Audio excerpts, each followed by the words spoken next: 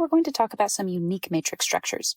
This example is a 4 building block structure. In these types of problems, 4 elements are building blocks that interact with each other to create the remaining 5 elements in the matrix. The ways in which these building block elements can interact with each other varies from matrix to matrix. Sometimes the building blocks combine to form a new shape. Sometimes aspects of one building block change the colors of the next building block. Sometimes one building block may cause certain parts of another to disappear or cancel out, and sometimes building blocks can add or subtract from one another, like an arithmetic problem. In this example, the building blocks are elements 1, 2, 4, and 5. These are combined together from top to bottom to give us the elements in the bottom row, or they are combined from left to right to give us the elements in the right column.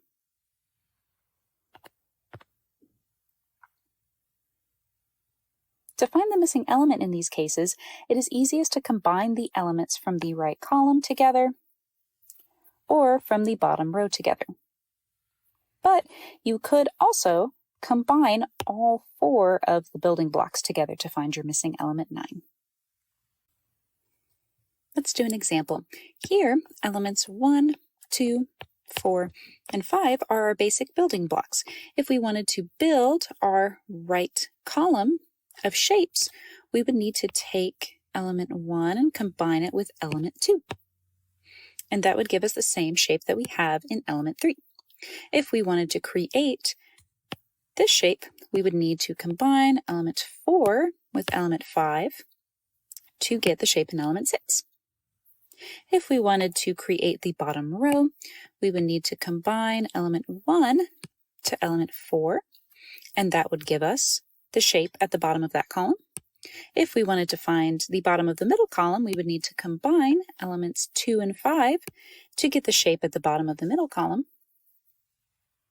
And if we wanted to find our missing element, element 9, we would either have to combine the elements of the 3rd column or the 3rd row to get our missing element, or we could also combine all 4 building blocks together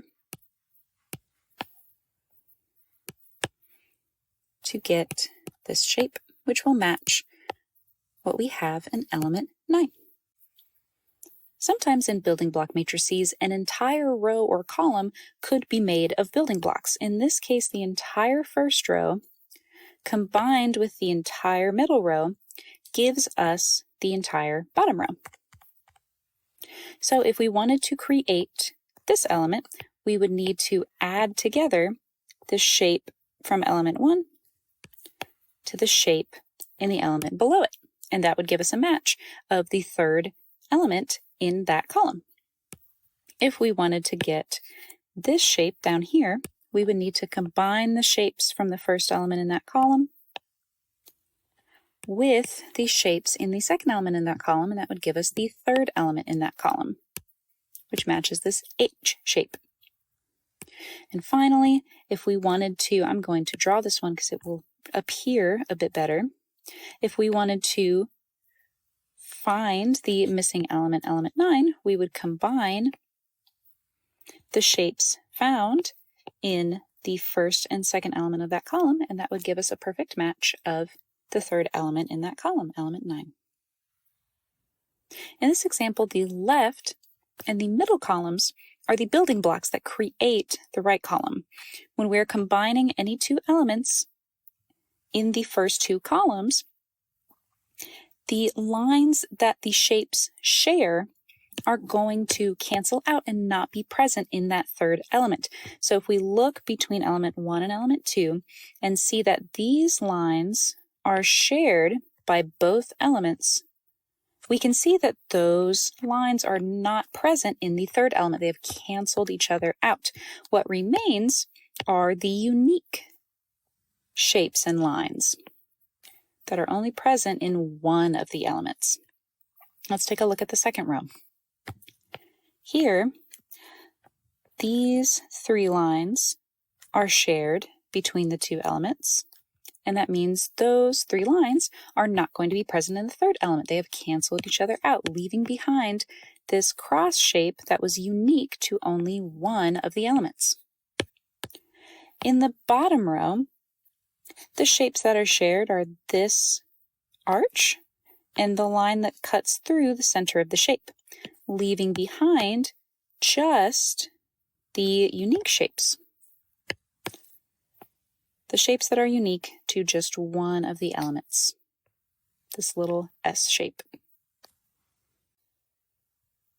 This pattern of logic is called the 2x2 steps. It is a common pattern in which 2 processes happen simultaneously starting from element 1. One process starts in element 1 and continues 2 steps to the right. The first step colored in green, the second step colored in blue. The other process starts from element 1 and goes 1 step down, colored in yellow, and then another step down, colored in red. As you can see in the diagram, every element is some combination of these 2 steps. For instance, in the middle column, if we were to take 2 steps down from green, we've completed the green step, we add a yellow step, then we add a red step. And in the third column, where the missing element is, we've completed steps 1 and 2, the green and blue steps, and now we need to add the yellow and red steps, the 2 steps downward. Let's do an example. In this 2x2 matrix, if we start in element 1 and take 1 step to the right, we are adding a vertical line. We started with 1, now we have 2 vertical lines. If we take another step to the right, we are adding another vertical line, giving us 3 vertical lines.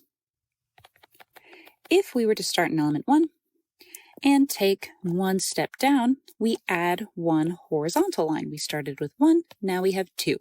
If we take another step down, we now have 3 horizontal lines.